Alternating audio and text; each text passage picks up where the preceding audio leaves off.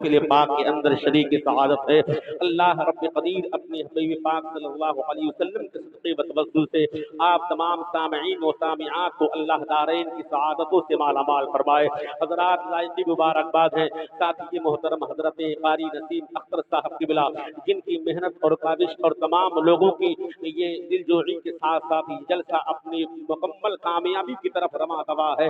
انشاءاللہ میرے بعد بہت ہی شاندار خطیب واعظ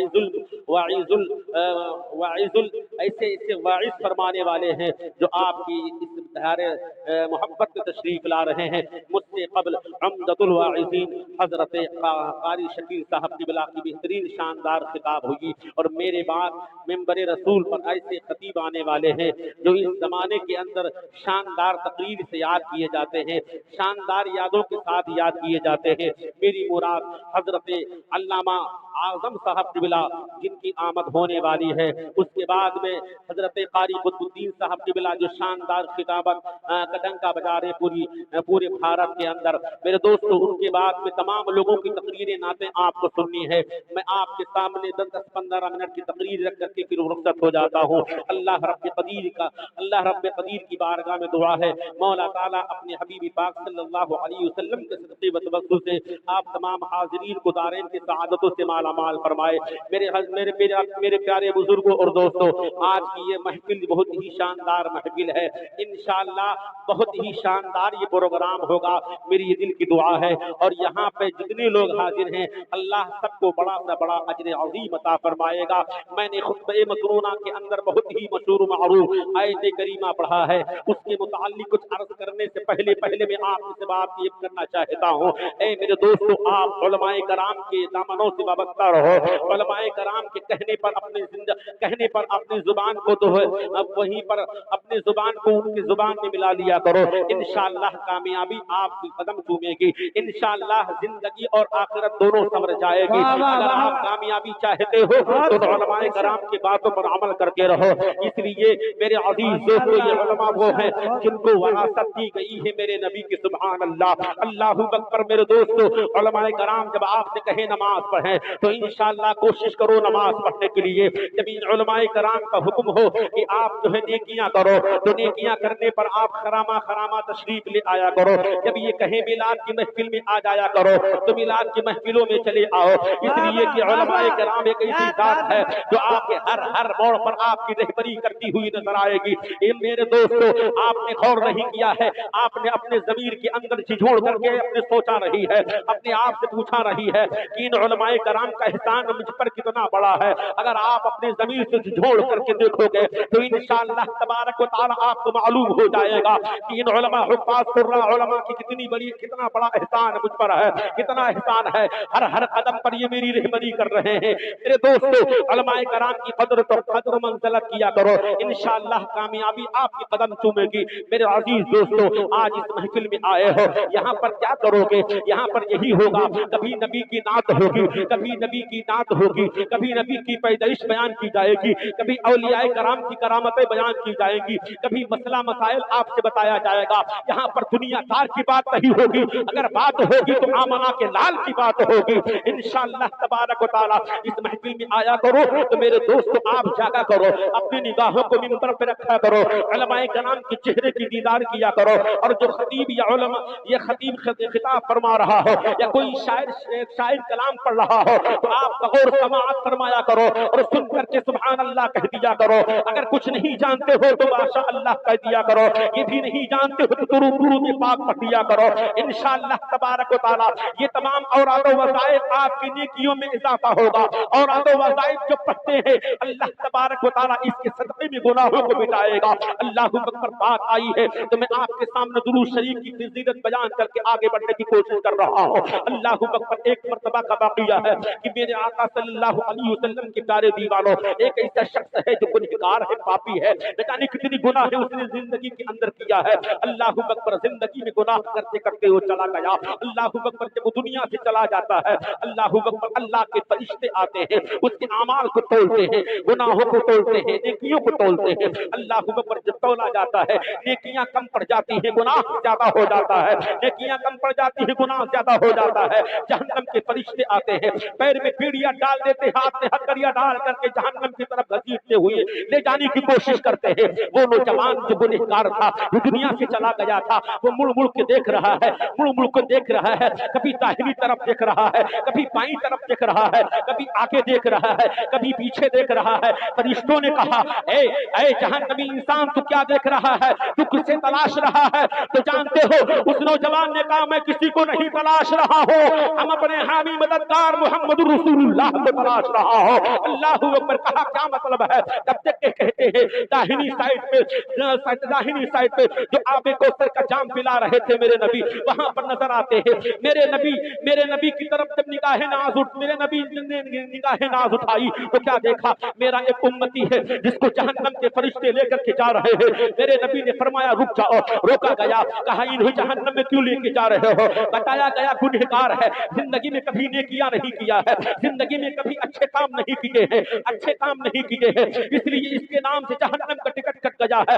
میرے نبی نے فرمایا ٹھیک ہے، اس کے اعمال پھر سے تولے جائیں، اس کے اعمال پھر سے تولے جائیں، چاہے وہ نیکی کے اعمال ہو چاہے برائی کے عمل ہو، یہ سب کے سب پھر سے تولے جائیں۔ میرے دوستو، میدان حشر میں کسی کی نہیں چلے گی، اگر چلے گی تو محمد رسول اللہ کی چلے گی۔ میرے نبی نے فرمایا پھر سے اعمال کو تولے جائیں۔ نبی کا حکم ہوتا ہے، اللہ کے فرشتے بارگاہ مولا میں عرض کرتے ہیں پروردگار عالم، یہ محمد رسول اللہ صلی اللہ علیہ وسلم کا فرمان عالی شان ہے، اس گنہگار آدمی کی نیکیاں پھر سے تولی جائیں۔ اے پروردگار عالم، یہ آپ کی منشا کیا ہے؟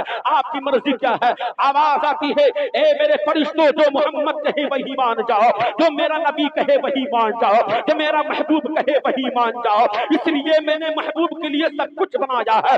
اللہ اکبر، پھر سے نوجوان کی نیکیاں تولی جاتی ہے، اللہ اکبر، پلے میں رکھی جاتی ہے۔ جیسے پلے میں رکھی گئی، میرے نبی نے اپنے کرتے مبارکہ کے اندر ہاتھ ڈالا، اور ہاتھ ڈالنے کے بعد ایک پرچی چھوٹی سی نکالی، اور نکالنے کے بعد فوراً وہیں پر اس پلڑے میں رکھ دیا جس پلڑے میں نیکی تھی۔ اللہ اکبر، جیسے ایک چھوٹی سی پرچی کو رکھنا تھا، نیکیوں کا پلڑا بھاری ہو جاتا ہے، اللہ اکبر، نیکیاں زیادہ ہو جاتی ہے۔ ابھی جہنم کے فرشتے لے جا رہے تھے، لیکن جب نیکیاں زیادہ ہو جاتی ہے، اللہ کے فرشتے، جنت کے فرشتے آتے ہیں، انہیں دولہا بناتے ہیں، جنتی کپڑا پہناتے ہیں، جنتی لباس پہناتے ہیں، نور جیسی تاج رکھتے ہیں، اور گھوڑے پر سوار ہو کر کے جنت کی طرف لے کے چل رہے ہیں۔ وہ نوجوان کہہ رہا ہے رکو رکو، میں آگے نہیں جاؤں گا۔ کہا بتا تو جنت میں تو نہیں جا رہا ہے؟ جنت میں جانے کے لیے لوگ بہت پریشان رہتے ہیں، یہاں پر ہر لوگ جنت چاہتا ہے، چاہے مسلمان ہو جنت چاہتا ہے، چاہے وہابی ہو جنت چاہتا ہے، چاہے بدمذہب ہو جنت چاہتا ہے،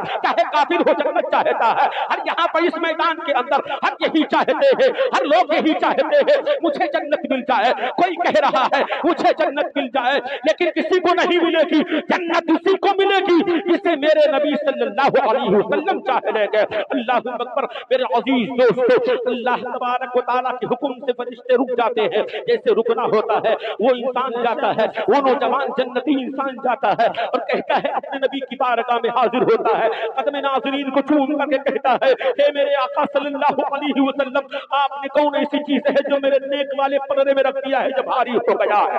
آخر وہ کون سی چیز ہے؟ اللہ اکبر، رو رو کے کہہ رہا ہے۔ نبی پاک صلی اللہ علیہ وسلم نے ارشاد فرمایا تھا، کہا تھا اے میرے امتی سنو،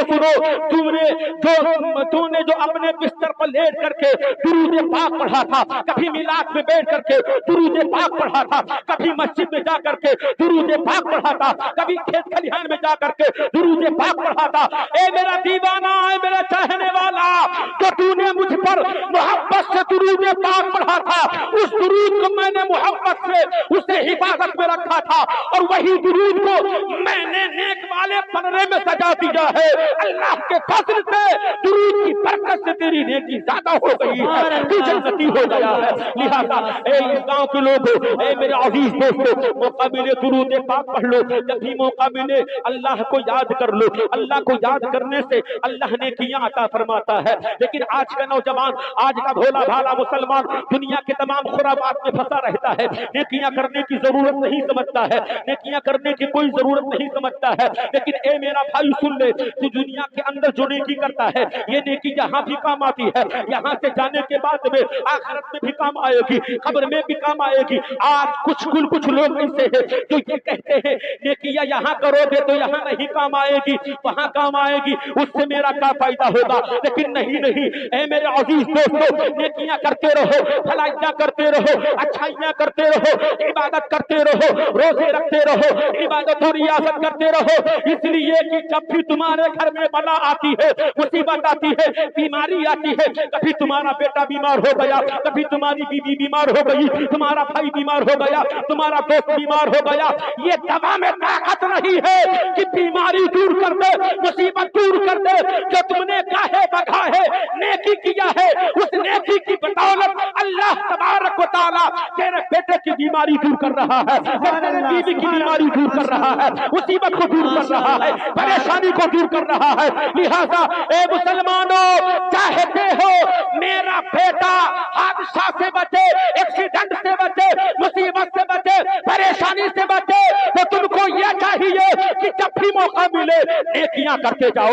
कभी मिलाद की शक्ल में, कभी जिक्र की शक्ल में, कभी तिलावत की शक्ल में, कभी नमाज की शक्ल में, कभी पड़ोसी की मदद करने की शक्ल में, कभी मदरसे को चंदा देकर की शक्ल में, कभी मस्जिद में मदद करके शक्ल में। ए मेरे दोस्तों, नेकियां करो, जहां मिले नेकियां करो। नेकी जब करोगे तो अल्लाह ताला दुआएं कबूल फरमा लेगा। जो नेकियां ज्यादा करता है, नारे तकबीर, अल्लाह नारे रिसालत, या रसूल अल्लाह, मसलके आला हजरत, जिंदाबाद, नारे गौसियत, उलमाए अहले सुन्नत, जिंदाबाद। कारी आलमीन साहब किबला, नारे तकबीर, नारे रिसालत। सुभान अल्लाह, माशाअल्लाह। दुरूद शरीफ पढ़िए, अल्लाहुम्मा सल्ली अला मौलाना मुहम्मद बारिक वसल्लम, सलातु व सलामन अलैका या रसूल अल्लाह, सलातु व सलामन अलैका या हबीब अल्लाह सल्लल्लाहु अलैहि वसल्लम। हजरात, बात आई है नेकियां करने की, तो आपके सामने एक छोटा सा बहुत ही मशहूर व मारूफ वाक़िया आपके सामने पेश कर रहा हूँ। उसके बाद फौरन खत्म कर देता हूँ, इसलिए कि उलमाए कराम की कसीर तादाद है, उनका भी ख्याल रखना है। मेरे अजीज दोस्तों, यही लखनऊ की सरजमीन है। इसी लखनऊ की सरजमीन पर अरसे दराज जमाने पहले एक वाक़िया पेश आया था। वो वाक़िया क्या है, जरा इससे मुलाहिजा फरमा लो। आज कुछ लोग कहते हैं नेकियां करने से फायदा क्या मिलता है, नेकियां करने से बहुत कुछ मिलता है। अल्लाहू अकबर। इसी लखनऊ की सरजमीन पर बहुत अरसे दराज जमाने पहले की बात है, एक वाक़िया पेश आया था। उसी लखनऊ की सरजमीन पर एक शेख घराना आबाद था, यानी अलवी खानदान के सैयद के घराना आबाद था।